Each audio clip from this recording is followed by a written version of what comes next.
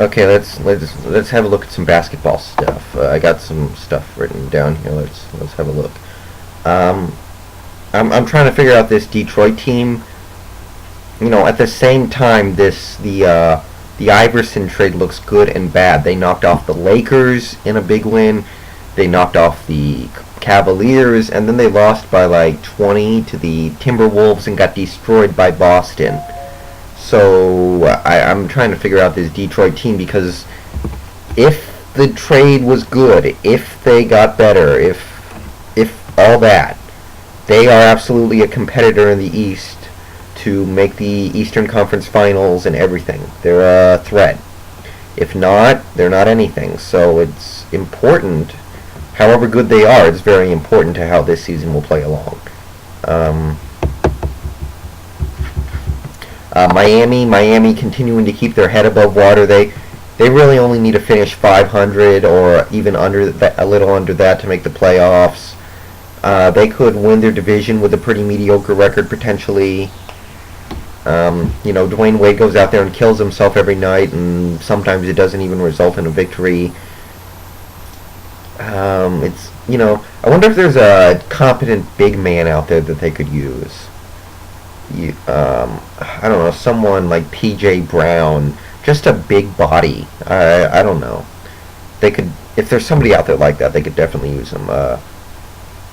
Seeing as how they lost to Toronto last Wednesday, Toronto, improbably Jermaine O'Neal has bounced back. And big men are not supposed to do that. Big men are supposed to fall off and stay off. So he's revived his career playing really well next to Chris Bosh. Chris Bosh is actually having a real nice season too. So impressive stuff from Toronto. What else do we got?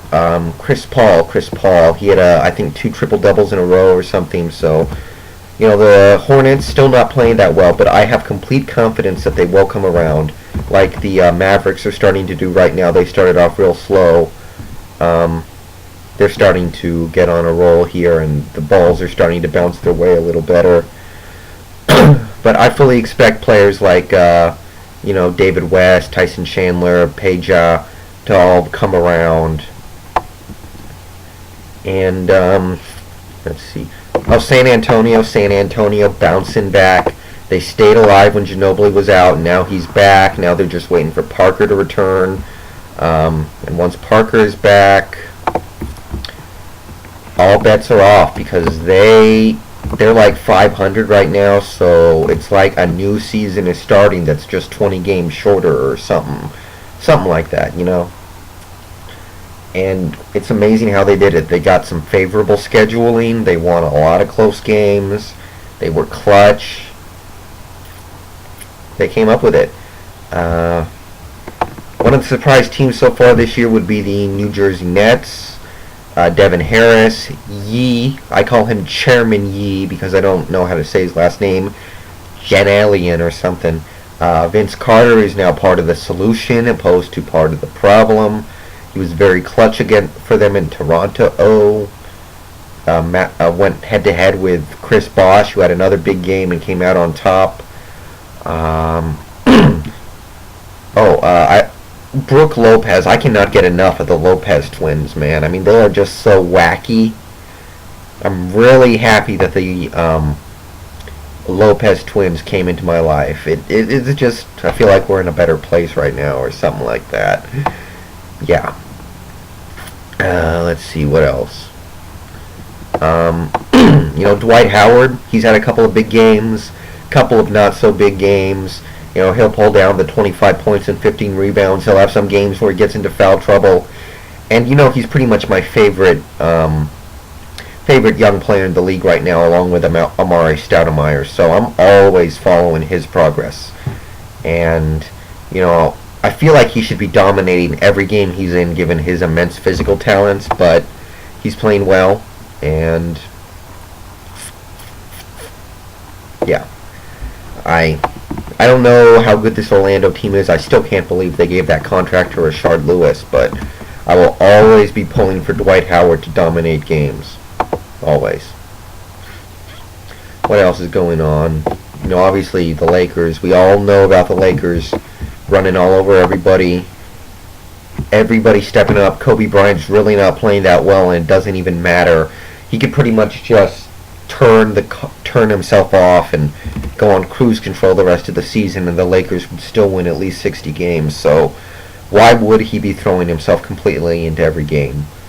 And watching this Lakers team, I got to see them play most of that game against the Suns. It's fun to watch. The guys come off the bench and they can still play well. Sasha will knock down threes. Odom will make plays here and every now and then. Trevor Ariza, I really like Ariza. Ariza, very good player. Chris Mim comes off the bench. It's refreshing to see a team this deep. The starters all go out and I'm still watching the game. That's always huge. Houston. They had some serious injury issues over the first part of the year, but they're still alive. They're still at the top of their division. I think they're like 10-5 right now or something. So, I'm still not drinking the Kool-Aid on them. I don't think Ron Artest is nearly as good as anybody thinks he is. I don't think he's as good as he thinks he is, which is quite possibly the worst thing you can do. But they're alive. They'll almost definitely be there in the playoffs. And if T-Mac can get healthy for a long stretch of time, things are possible. Probably not a finals appearance, but things are possible. Cleveland's obviously like 12-3 or something. LeBron kind of eased up on the gas pedal a little bit, and we've seen players like J.J. Hickson make some baskets. Mo Williams is having a very nice season. Even Ben Wallace is scoring points here and there, which is spectacular. I mean, Ben Wallace, last night he hit a 20-footer from the top of the key, I think, which is unreal. Shaq, I remember he hit a three-pointer earlier in his career, and it was just like the house came down. Nobody could believe Shaq hit a three-pointer. That's kind of what it's like when Ben Wallace hits a 20-foot jumper. And, the Cavs look like a serious title contender for the first time in the LeBron era. I really do like it. I like what I see from Cleveland.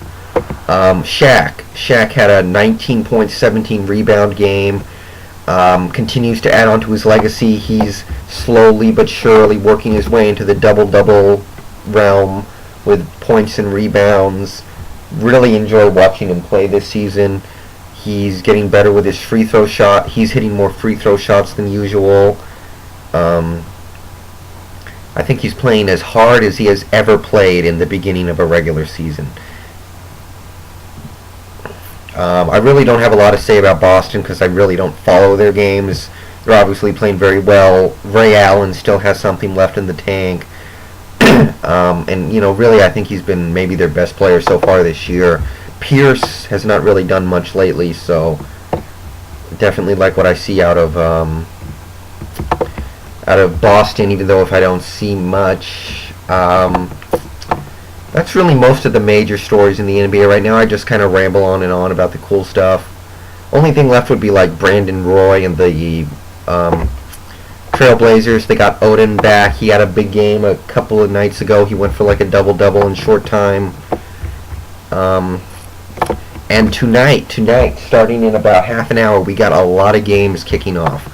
I'm gonna be watching I'm gonna definitely watch the Orlando game, which is really the only game I get coverage of. I'll be tracking the Cleveland game, the Phoenix game, the San Antonio game, the Miami game.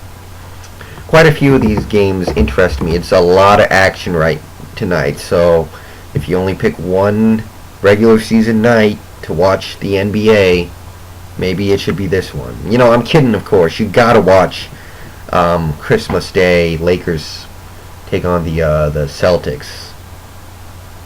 I'll definitely be tuning in for that one. But I've rambled on about the NBA enough. That's all for me. I'm out of here.